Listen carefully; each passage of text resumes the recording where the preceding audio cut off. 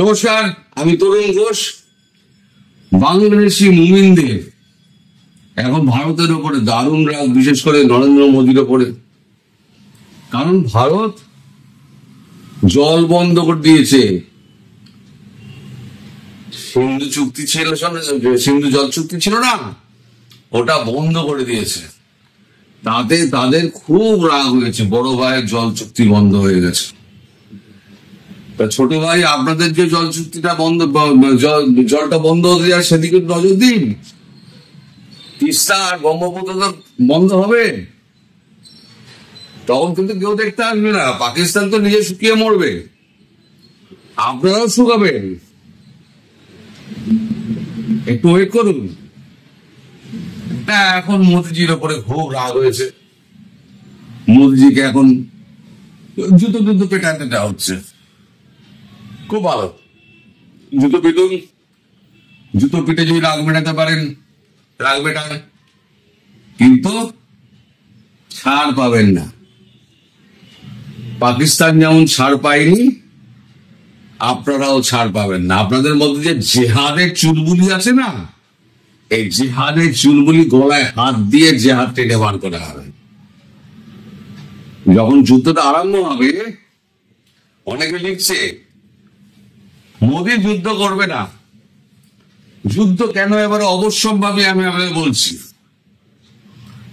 এবারে যুদ্ধ হবে কেন, তার কারণ আছে। তার কারণ হচ্ছে, এবারে যে হত্যাকাণ্ডটা হয়েছে সে হচ্ছে টার্গেট কিলিং। বেছে বেছে হিন্দু তাদেরকে ধরে মারো। এবং কোথাকার হিন্দু, কোনোটা কর্ণাটক, কোনোটা কেরল, কোনোটা উড়িষ্যা, কোনোটা বেঙ্গালোর, কোনোটা পশ্চিমবঙ্গ, মানে সারা ভারতবর্ষে বার্তাটা ছড়িয়ে দাও যে আমরা হিন্দুদের মারছি। আর গিয়ে যখন স্বামীকে মারছে, স্ত্রী বলছে যে আমায় মেরে ফেলো, তখন বলছে না, তোকে মারবো না। মোদিকে গিয়ে বল হিন্দু মেরেছে। তার মানে এখানে মোদিকে চ্যালেঞ্জ জানানো হবে। এখন যদি মোদিজি পিছিয়ে আসেন, তাহলে সারা ভারতবর্ষের লোক, রাজনৈতিক দল, জনগণ, সারা বিশ্ব মোদিজিকে চেপে ধরবে যে আপনার নাম করে টার্গেট কিলিং করলো, মোদিকে গিয়ে বল। তারপরেও আপনার রক্ত জল হয়ে গিয়েছে। এই প্রশ্নের জবাব মোদির কাছে নেই। ফলে মোদিজির কাছে একটাই রাস্তা, একটাই বিকল্প রাস্তা হচ্ছে পাকিস্তানের ওপরেতে আক্রমণ করে তাকে সমুচিত জবাব দাও, যাতে আগামী 100 বছরের মধ্যে পাকিস্তানের মাথা তুলে না রাখতে পারে। যুদ্ধ হওয়ার এটা হচ্ছে কারণ। এই কারণটা আপনারা অনেকে জানেন না, তাই আমি ব্যাখ্যা করে দিলাম। এত নাচানাচির আপনাদের কিছু নেই, ছাড় আপনারাও পারেন না। যুদ্ধের প্রস্তুতি পুরো তবে চলছে। আমি বলেছি যুদ্ধ করতে গেলে সময় লাগে, প্রস্তুতি পুরো তবে চলছে। একেবারে পাকিস্তান বর্ডারের সামনে রাজস্থানে তুর্কি বাংলা দেখা যায় পাকিস্তান, সেখানে ট্যাঙ্কের মহড়া হচ্ছে। কদিন হবে, রাফালের মহড়া হবে, তারপরে শুরু হবে। ইতিমধ্যে আপনারা দেখেছেন যে রাজস্থানে মরুভূমিতে ট্যাঙ্কের মহড়া হচ্ছে। আমাদের এখান থেকে যে হাসিমারা এবং হাসিমারাতে এবং পানাগড়ে যে রাফেল গুলো ছিল, সেই রাফেল গুলোকে আম্বালাতে নিয়ে যাওয়া হয়েছে। রাফেলও উঠছে আকাশে। টার্গেট পয়েন্ট করে তাদের প্র্যাকটিস শুরু হয়ে গেছে। এবং নৌসেনার দুটো জাহাজ, বিক্রান্ত এবং সুরাট, তাদেরকে আরব মহাসাগরের দিকে রওনা করে দেওয়া হয়েছে। 71 সালে সেখান থেকে করাচি ধ্বংস হয়েছিল, করাচি বন্দর। 10-15 দিন লেগে গেছিল সে আগুন নেভাতে। জলপথটা বন্ধ করার পাশাপাশি পাকিস্তানকে একটা চরম শিক্ষা দেওয়ার জন্য ভারত প্রস্তুত। এই অবস্থায় পাকিস্তান তো সম্পূর্ণ একলা। তারা বিশ্বের সমস্ত দেশের সঙ্গে যোগাযোগ করছে শাহবাজ শরীফের সরকার, কিন্তু বিশ্বের কোন দেশ তাদের পাশে দাঁড়াতে রাজি নয় এই সন্ত্রাসবাদী হামলায়। এখন পাকিস্তান দেখছে যে আমাদের তো অবস্থা খুব খারাপ। আপনি পাকিস্তানের সমস্ত মিডিয়া দেখবেন, খবরের কাগজ থেকে শুরু করে ইলেকট্রনিক মিডিয়া, সোশ্যাল মিডিয়া, সর্বত্র একটাই আওয়াজ, সেটা হচ্ছে নিউক্লিয়ার ওয়ার হবে। এদের যখনই ভয় পায় তখনই এরা নিউক্লিয়ার ওয়ারে দেখায়, ভয় দেখায়। সারা বিশ্বকে জানান দিচ্ছে, ভাই তোমরা এই যুদ্ধ থামাও, রোকো ভাই রোকো, নেই তো হামকো মার ডালেগা। এদিকে হয়েছে কি, জল চুক্তি, সিন্ধু জল চুক্তি, সেটা ভারত স্থগিত করার পরে পাল্টা হুমকি দিয়েছে পাকিস্তান যে আমরা সিমলা চুক্তি মানব না বলে বিবেচনা করছি। বল মানব না, তাহলে সিমলা চুক্তিতে কি ছিল একটু গুগল খুলে আপনারা দেখুন। যে 93,000 যে সৈন্যদের প্যান্ট আমরা খুলে দিয়েছিলাম পূর্ব পাকিস্তানে, তাদেরকে প্রত্যাবর্তন, এবং 13,000 স্কোয়ার কিলোমিটার যে সিন প্রদেশ, সেই সিন প্রদেশকে আমরা ফিরিয়ে দিয়ে আমরা এলওসি রেপারে চলে আসবো। এরকম আরো বিভিন্ন ছিল। স্থিতাবস্থা এলওসিতে জারি থাকবে, এই স্থিতাবস্থা ভেঙে কেউ কোনো অ্যাকশন নিতে পারবে না। এই পাকিস্তান কি সেই চুক্তি মেনেছে? সিমলা চুক্তি গায়ে ভাঙবে। পাকিস্তান কিন্তু একতরফা ক্রস বর্ডার টেরিজম করে গেছে। ভারতে ঢুকে সন্ত্রাসী হামলা যত আছে, অক্ষরধাম থেকে পার্লামেন্ট অ্যাটাক পর্যন্ত অবন্তি সন্ত্রাসবাদী হামলা হয়েছে। কারগিলে কে ঢুকেছিল ভাই? সিমলা চুক্তি তো হয়েছিল। সিমলা চুক্তিতে কি ছিল? যখন ঠান্ডা পড়ে সেই সময় ওই প্রচুর জায়গায় বসে থাকতে খুব কষ্ট হয় সৈন্যদের। আমরা এখন একটা স্থির করি যে যখনই ঠান্ডা পড়বে পাকিস্তান তার সৈন্য নেমে যাবে, ভারত তার সৈন্য নামিয়ে নেবে, আবার যখন গরম পড়বে দুপক্ষ উঠে গিয়ে নিজেদের পোস্টে বসবে। ভারত তো নেমে এসেছিল। তাহলে সেই সময় সিমলা চুক্তি লঙ্ঘন করে 99 সালে কারগিলে কারা চেপেছিল? তাহলে সিমলা চুক্তি বরাবর তোমরা প্রথমে ভেঙেছ। এখন আমরা চাই সিমলা চুক্তি বিবেচনা নয়, ভেঙে দাও সিমলা চুক্তি।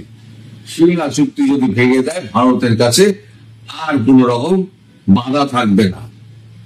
এলওসি পেরিয়ে যাও, সোজা মারো। আকাশপথ বন্ধ করলো কি না করলো দেখার দরকার নেই। আমাদের বায়ুসেনা প্লেন যাবে, টার্গেটে মারবে, মেরে চলে আসবে। এমন এমন জায়গা আছে আমাদের ভারতের আকাশ সীমা দিয়ে মারলে পরে তাদের লক্ষ্যবস্তু আক্রান্ত হয়ে যাবে। ঠিক এই মুহূর্তে আমার সুপরামর্শ দিন, এই মুহূর্তে এমন কিছু করবেন না যাতে নরেন্দ্র মোদী ওপরে আবার একটা চাপ পড়ে। নরেন্দ্র মোদী কিন্তু হুঙ্কার দিয়ে দিয়েছে অলরেডি। গতকাল বিহারের মাটি থেকে হুঙ্কারটা দিয়ে দিয়েছেন, এইবারে আমাদের তিস্তাটা বন্ধ হয়ে যাবে, খাদ্যপণ্যটা বন্ধ হলো বলে, তারপর আকাশপথ। যদি ভালো থাকতে চান এমন কিছু করবেন না যাতে ইন্ডিয়াকে বাধ্য হয়ে অ্যাকশন নিতে হয়। ইন্ডিয়ার কিন্তু সৈন্য কিন্তু 17 নম্বর কোর্ট কিন্তু ওইখানে বসে আছে, রাস্তার কাজও চলছে, কোনোটাই কিন্তু থেমে নেই। একটা কাজ কমপ্লিট হবে তার একটা কাজ শুরু হবে। আপনারা মোটেই ভাববেন না যে আপনাদের জেহাদ জালি থাকবে, আর ভারতবর্ষ এখানে চুপ করে বসে থাকবে। আপনাদের মতো জেহাদি যারা আছে, সেই জেহাদিদের জাহান্নামে পাঠানোর জন্য ভারতের নরেন্দ্র মোদী টিকিট কাউন্টারে বসে আছে, টিকিট কাটবে, fat fat fat fat fat fat ticket কাটবে নরেন্দ্র মোদী। যে 4 জন জঙ্গি ধরা পড়েছে, মেরেছিল, তারা খতম, তারা খতম। এই দেখুন ছবি, তাদেরকে মেরে দিয়েছে। আর 2 জন যারা ওভারগ্রাউন্ড, যারা অ্যাসিস্ট করেছে, কেউ খাবার দিয়েছে, কেউ গাড়ি অ্যারেঞ্জ করে দিয়েছে, কেউ আস্তানা দিয়েছে, কেউ টাকা দিয়েছে, তাদের বাড়ি 2খানা, 2 জন ছিল, 2খানা ধ্বংস হয়ে গেছে, জ্বালিয়ে পুড়িয়ে দিয়েছে। ছোট ভিডিও দেখুন, এটা ওইটা নয়, এটা অন্য একটা ভিডিও। একটা জায়গায় 3 জন জঙ্গি একটা বাড়িতে লুকিয়ে আছে, সেই বাড়িটাতে কালকে যে অ্যাটাকটা করা হয়েছে, সেই অ্যাটাকে ভিডিওটা দেখুন। আমি স্টিল করে করে দিচ্ছি, কারণ এই ভিডিওটা পুরো ইউটিউব অ্যালাউ হয়তো তাও করতে পারে। যদি অ্যালাউ করে তাহলে থাকবে, যদি অ্যালাউ না করে তাহলে আমি কেটে বাদ দিয়ে দেবো।